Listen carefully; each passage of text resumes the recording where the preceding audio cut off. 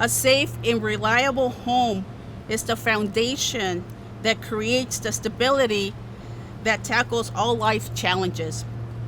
I believe housing is a right, and we must make sure that every family, every resident, no matter their income, have access to an affordable place to live. Whether that is a single room unit or an apartment or a single family house, we need to have options for residents.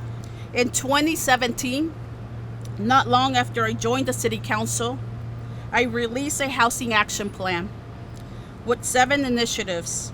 It was my response to several lack of affordable housing in San Diego, a long-term solution I knew it was going to take.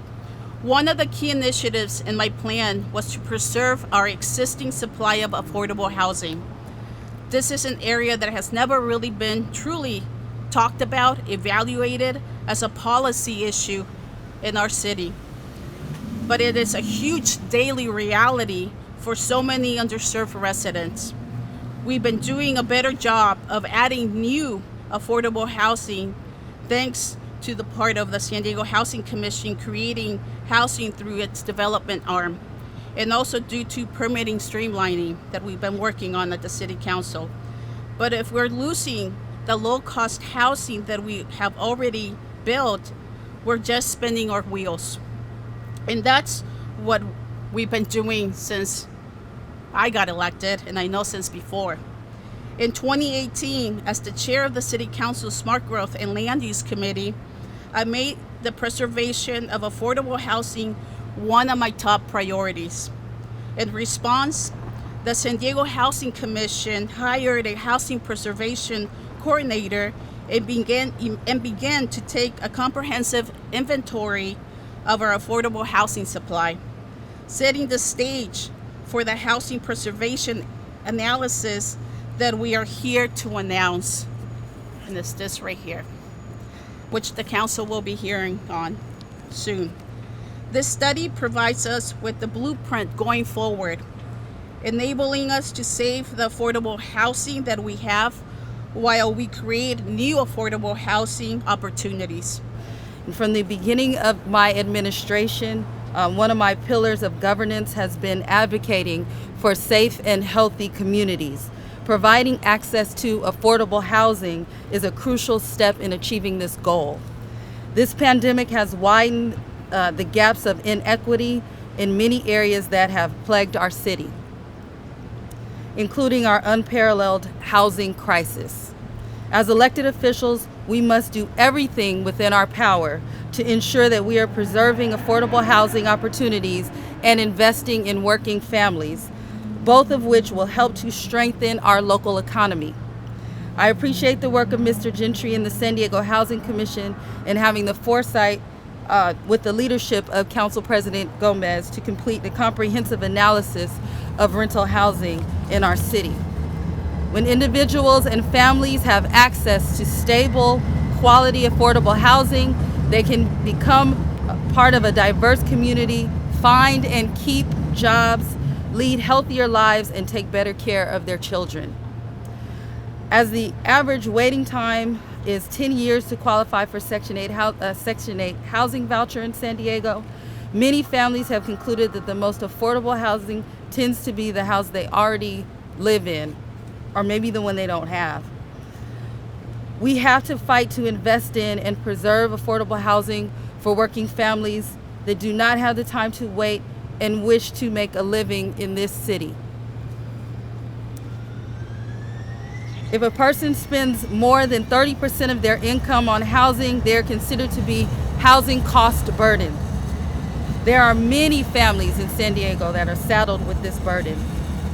To stimulate more economic activity, we need to preserve the incomes of our working class families so that all of their income isn't swallowed up on trying to have a decent place to live. We must genuinely and truthfully address this affordable housing crisis. This is another step in the right direction for us. We must work to maintain the dignity and respect of all working families. The report we are announcing today is a significant step forward as we address the housing crisis in the city of San Diego. Effective solutions require a balanced approach, and while new construction is important, it is also essential to preserve existing housing that is currently affordable for households with low income. There are two properties behind me today that are good examples of preservation that has already occurred. And I'll point out the Hotel Churchill, which is directly behind the podium here, directly behind Council President Gomez.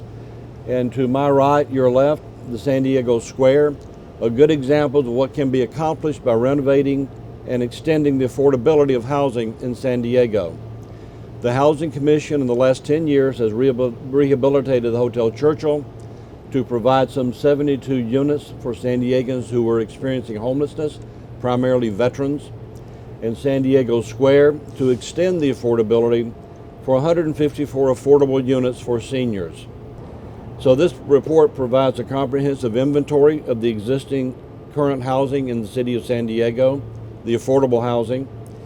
It includes a review of best practices that other cities have implemented, and it includes forward-looking strategies to preserve affordability for thousands of rental housing units in the years ahead. I'll point out that this study looks at basically two types of affordable housing. First are those required who are deed restricted, who are required by various programs to remain affordable. And there are about 23,000 of those deed restricted affordable housing units in San Diego right now, in the city of San Diego. Some of this resource is around as long as we can keep it maintained. Some of it expires in use. So keeping this inventory affordable is extremely important.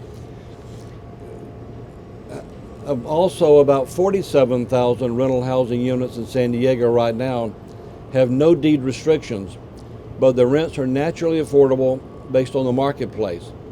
And by naturally affordable, we say that they are affordable for families below about 60% of area median income, which is just under $70,000 a year for a family of four. What this report lays out are strategies to preserve both deed restricted and naturally occurring affordable housing.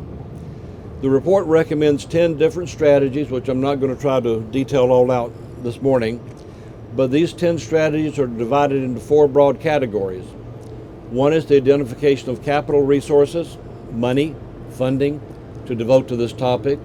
And I'll point out that under Council President Gomez's direction, the Housing Commission has set aside some $22 million specifically for preservation in our upcoming fiscal year 21 budget. And the second category is for policy actions, and that is if we have the resources to do, then the policy actions are what do we do, and those policy actions could include a lot of different things. A third area is assisting the folks living in affordable housing right now and protecting and helping them as much as we can to deal with as properties become unaffordable going forward. And finally, the fourth large broad category is building the community capacity within San Diego to continue to emphasize preservation, such as creating broad community-based and city-based interagency working groups. To complete this study, the Housing Commission staff worked closely with 2 consulting firms, one HR&A Advisors, the other the National Housing Trust out of Washington, D.C. They provided great assistance in going forward. But I'll point out that the grunt work on this was done by the Housing Commission staff, by our new Housing Preservation Coordinator, which was included in our budget this year, thanks to Council President Gomez. And I'll point out that preservation has been an important part of the Housing Commission's work throughout our 41-year history. And the focus of our work really comes back to our leadership. And there's leadership by folks like Council President Gomez and Council Member Monica Montgomery, who's here with us this morning as well, to help provide the policy direction and guidance for staff to do this work. Absent that direction from a policy standpoint, nothing would get done. The need for affordable quality housing was already real and evident, and this pandemic has made it much, much worse. This report has given us the numbers and the information that we need to see how much more affordable housing is needed.